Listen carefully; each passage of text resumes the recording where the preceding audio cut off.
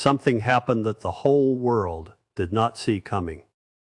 And right now, as these words are being spoken, the skies over the Middle East are filling up with American warplanes, American warships, and American firepower, the likes of which the world has not seen since the invasion of Iraq back in 2003. This is not a drill. This is not a warning. What is unfolding right now between the United States and Iran is one of the most dangerous military moments of this generation, and almost nobody is talking about it the way it deserves to be talked about. Stay right here. Do not touch that screen, because what is about to be broken down in this report is going to change the way the viewer sees everything happening in the Middle East today. Now, here's where it all started. For months, Iran and the United States had been going back and forth, talking, negotiating, arguing over Iran's nuclear program. The question was simple. Will Iran agree to stop building the kind of weapons that could destroy a city? Iran kept saying no, America kept warning, and then something snapped. In late January of 2026, the United States began moving military assets into the region at a speed that shocked even seasoned military analysts. Aircraft carriers, fighter jets, guided missile destroyers. One after another, they started pouring into the Arabian Sea, into bases in Israel, Jordan, and beyond. More than 150 military aircraft were repositioned in a matter of days. The USS Abraham Lincoln, a nuclear-powered aircraft carrier carrying thousands of soldiers and dozens of warplanes, was pulled straight out of the South China Sea and sent directly toward Iran. That alone should tell the viewer everything about the moment, how serious Washington was. And then came the USS Gerald R. Ford, the largest aircraft carrier on planet Earth, sent right behind it, two of the most powerful warships ever built, sailing together toward the same target. The world had not seen anything like this in over 20 years. And for those who are new to this channel, hit that subscribe button right now, because this story is only getting started. And what comes next is going to leave the viewer speechless.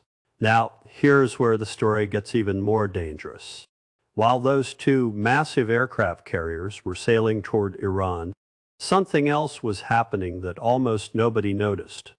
The talks, the negotiations were still going on. America and Iran were still sitting at the table, still talking, still trying to find a deal. And that right there is what makes this whole situation so frightening, because the guns were already pointed, the bombs were already loaded, and the diplomats were still shaking hands. On the 6th of February 2026, Iran and the United States sat down for indirect nuclear talks in Oman. That is a small Arab country that had been used before as a quiet, neutral meeting place between enemies. The talks were described as constructive. Iran's foreign minister said they were positive. Trump even called them good. But here is what Trump also did on that same day. He signed a brand new executive order, slapping tariffs on every country in the world that was still doing business with Iran. The left hand was shaking, the right hand was tightening the grip. Then came February the 17th, a second round of talks, this time in Geneva, Switzerland. And while those diplomats were sitting in a room trying to save the world from war, Iran did something that sent shockwaves through every oil market on Earth. Iran announced that it had temporarily closed the Strait of Hormuz.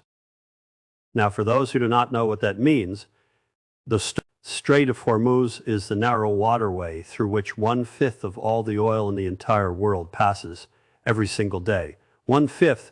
Closing that strait was like putting a hand around the throat of the global economy and squeezing. The price of oil jumped. Markets panicked. Ships stopped moving. The whole world held its breath. And if you're not yet subscribed to this channel, do it right now. Because what happened next, just 11 days later, changed the Middle East forever. And that story is coming up right after this. February the 28th, 2026. That is the date that will be written into history books forever. At the exact moment when the world was still watching the diplomats argue and the oil markets shake, the bombs started falling. Not a warning shot, not a single missile. A full-scale military operation unlike anything the world had seen in over 2 decades. America and Israel launched what they called Operation Epic Fury, and Fury is exactly what it was.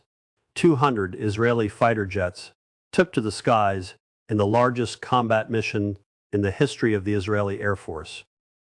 200 warplanes, all at once. Heading toward Iran in the first 24 hours alone, more than 1,200 bombs were dropped on Iranian soil, missile sites, military bases, nuclear facilities, command centers. One by one, they returned to dust and rubble. But here is what stopped the entire world dead in its tracks.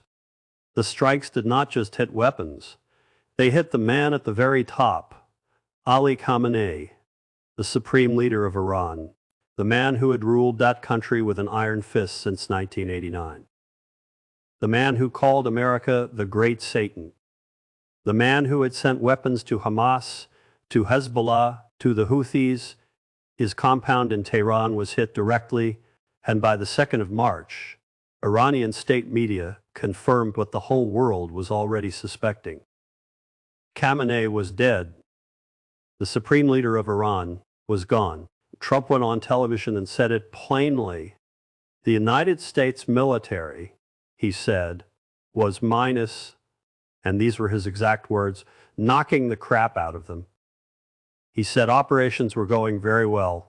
He said the campaign could last 4 to 5 weeks. And he warned Iran, do not even think about rebuilding.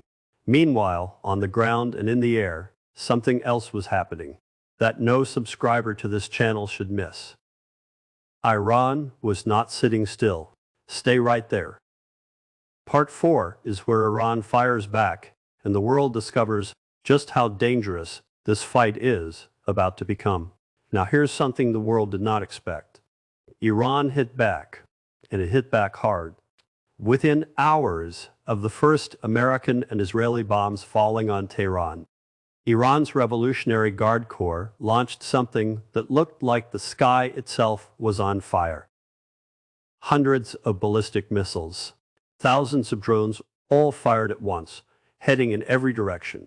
Israel, Bahrain, Kuwait, Qatar, Saudi Arabia, Jordan, United Arab Emirates. Every single country that had allowed America to park its soldiers and its weapons on their soil. Iran went after all of them on the same night. Iran launched hundreds of drones and ballistic missiles at targets in Israel and at U.S. military bases in Qatar, Bahrain, the United Arab Emirates, Kuwait, Iraq, Jordan, and Saudi Arabia. This was not a small retaliation. This was total war, spreading across the entire region in real time. And then Iran did something that brought the whole world to its knees.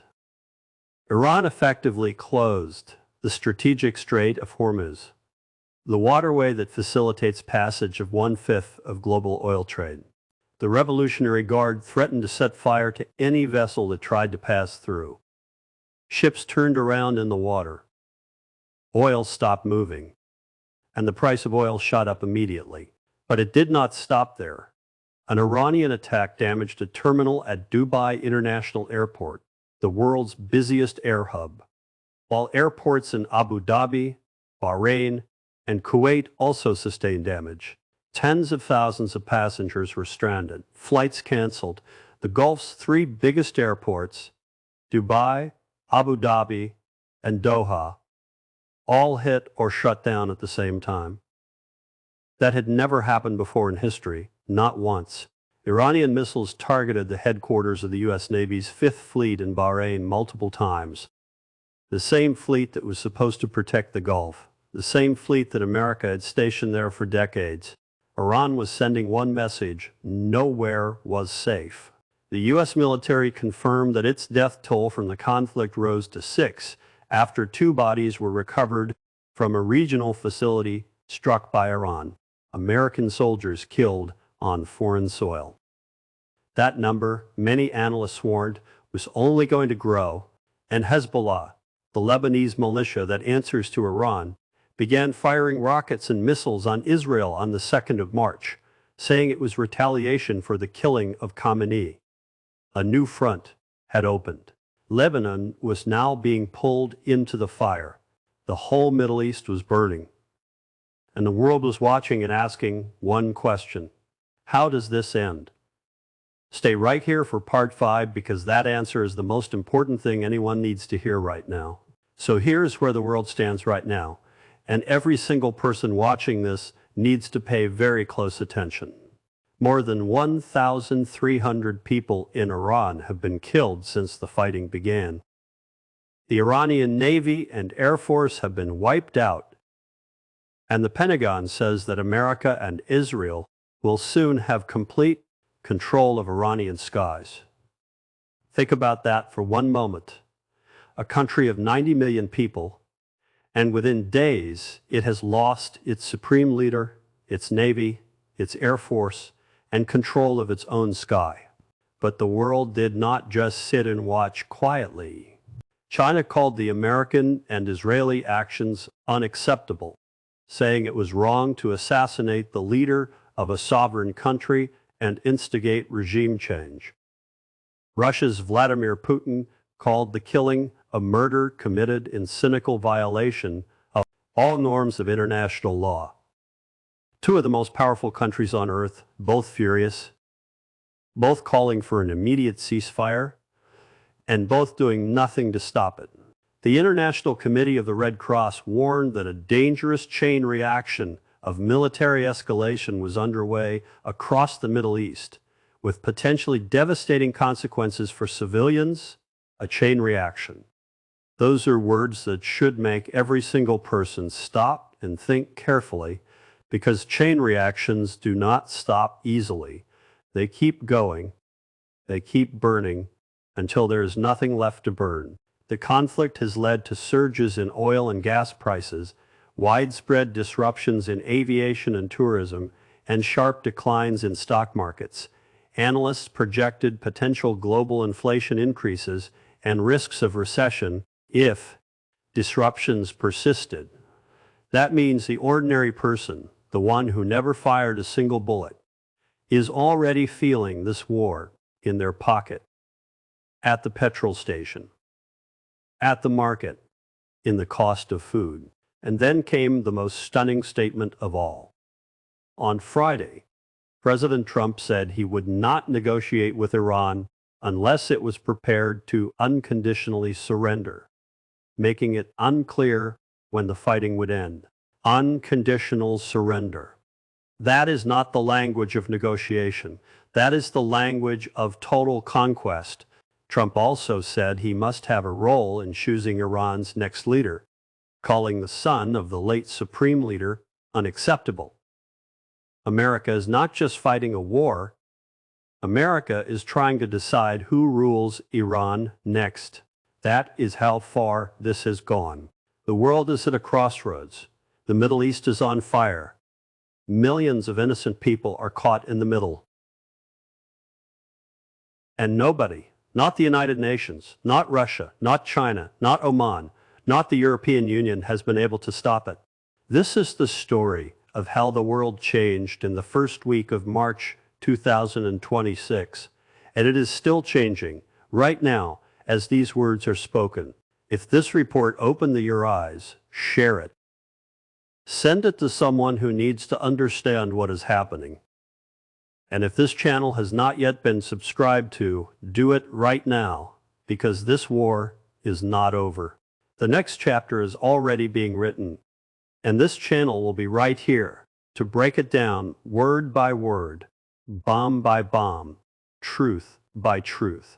Stay informed, stay alert, and never stop asking questions.